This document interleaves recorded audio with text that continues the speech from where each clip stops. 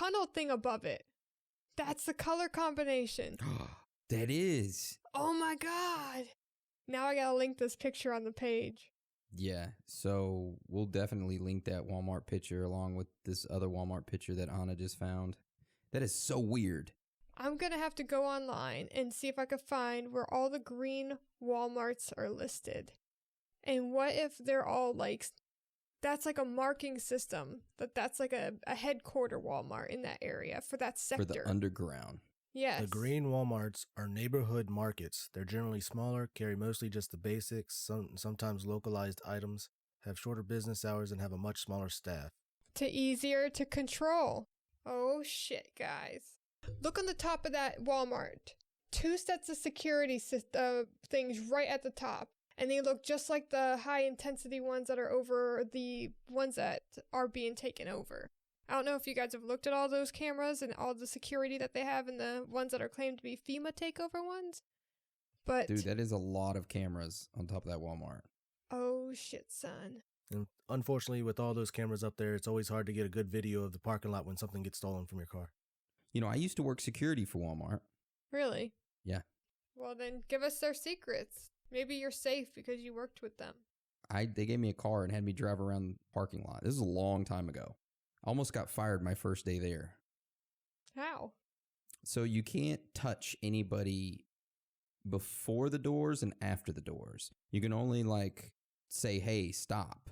I didn't know that. So I'm just out of high school. I'm in the best shape of my life, a sprinter. But I'm in the patrol car. Person comes busting out the back of the Walmart because the patrol car has to drive all the way around. And that's all I did all night. I worked night shift. And I would drive around. I'd listen to Coast AM with Art Bell. And I would drive around the Walmart all night long. Nothing would ever happen. Of course, around 2:30, the people would come in from the club drunk and fight and stuff. And I'd have to go break them up. But the first night I was there, I was driving around the back end of it. Person comes busting out of the back door, pushing a cart full of stuff. I put the car in park. I get out of the car and I start chasing him down. He ditches the cart and starts running. I catch up to him, kick his feet out from underneath him, and I sat down on top of him. Walmart people came out, the managers with the walkie-talkies, and they're like, what are you doing? And I'm like, I got him, guys. Yeah, first day, I got him. They're like, get up. And I get up, and the kid takes off running, and they're like, what are you doing? And I'm like, I got him for you guys. They're like, you're not supposed to touch him at all. You're not supposed to touch him. Anyways, I got an ass chewing for it, and I was a liability. They thought they were going to get sued, but I didn't. Anyways, that's my Walmart story. They should have been clearer on that rule if they were so concerned about it.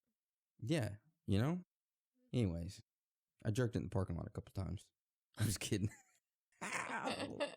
Yeah. All right, so let's hop back onto the topic. Where are we at in this? All right, so I just got done talking about, we were talking about the FEMA domes. Yep. So we'll go over these monolithic dome buildings. They're usually school gyms or tornado or hurricane shelters. You can actually get a FEMA grant to build one of these. They say that they're doing it to help tornado-prone areas. So here is a gym in Texas, which was built with the FEMA grant. And then I'll post another link that has a shit ton more. And a lot of them are, guess where? In Texas. In April of 2009, Westboro, Texas received a FEMA grant of $1.5 million. 2 years later, Westboro celebrated with the grand opening of its 20,000 square foot monolithic dome. Like I said, if you click the second link under there, you will get a lot more. Or just go to the main page on here. There's so many. That is a lot. It's a lot of good information, too. Like I said, Anna went deep this week, guys. You will get rabbit holes after every episode. So you would just be able to continue to search and then come back to me and tell me what you find, because I love discussing this stuff with all of you. Okay, so now we're going to move on to we're going to kind of change the subject, or I guess we're kind of going to shift the discussion, okay? We should mention that we already have this system in place, right? Now, how do they decide what happens to certain people? How do they distinguish between you're the dissident and you're the good person, right? Well, we're all on a red or blue or yellow list somewhere. Those on the red list will be woken at 4 a.m. and taken to the camps and probably killed. Just a little FYI. So I'm going to go over the red list real quick. The red list, how you qualify to get on it. So you have to be outspoken. These people are the enemies of the New World Order. They are the leaders of patriot groups, outspoken ministers, outspoken talk show hosts, community leaders. These people will be dragged out of their homes at 4 a.m. and will be taken to FEMA detention centers and killed. This will take place approximately 2 weeks before martial law is enforced. So, guys, if we disappear, you don't hear from us, and we're killed, you got 2 weeks. Okay, guys? Because I know for a fact we're going to be on the list probably. Do you think we'll bump it down from 4 a.m. to like 5 a.m.? Give us another extra hour of sleep? I don't know. We can ask. We can say, hey, guys, you can hold on. It's our last day on Earth. Can we just get 1 more hour of sleep? Yeah, just 1 more hour before I sleep for the rest of my life. So next will be the blue list. These are also enemies of the New World Order, but they are followers of the red list folks. These people will be rounded up after martial law is in place and will be taken to the detention centers and re-educated. Various mind control techniques will be used on them. Most will not survive this.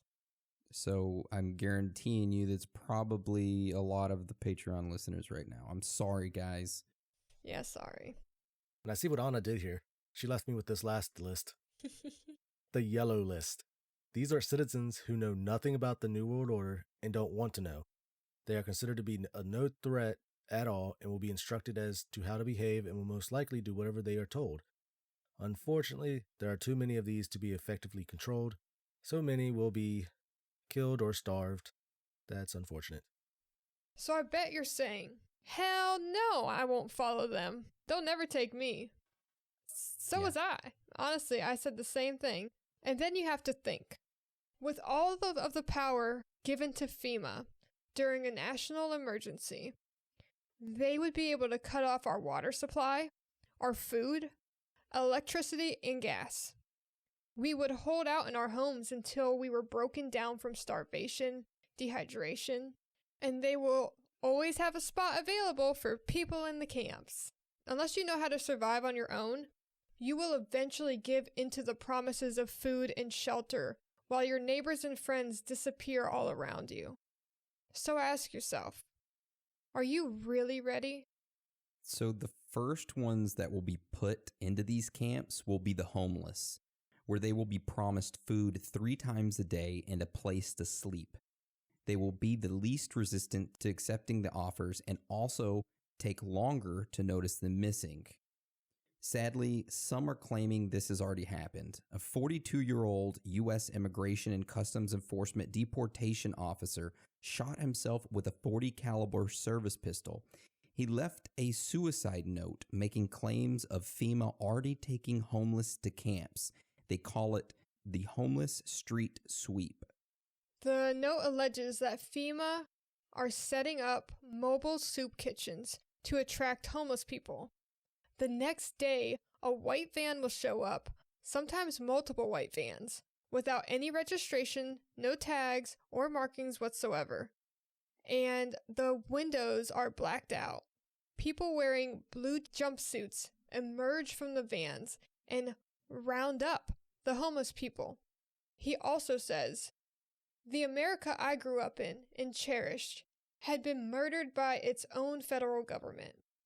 Our Constitution has become meaningless and our laws politicized so badly, they are no longer enforced except for political purposes." The note said, "Our elected officials are, to a person, utterly corrupt and completely devoid of any love or respect for the country which pays them. To them, everything is about getting and keeping power and making illicit money from backroom deals." I will link some videos of people talking about streets typically full of homeless people, and they're now empty. This one here came from a place in Washington, and they call this camera, it's honestly called this, it's Tweakerville camera. I know, it's such a bad name. They need to change that. So we're going to switch gears and talk about how they plan on getting all of us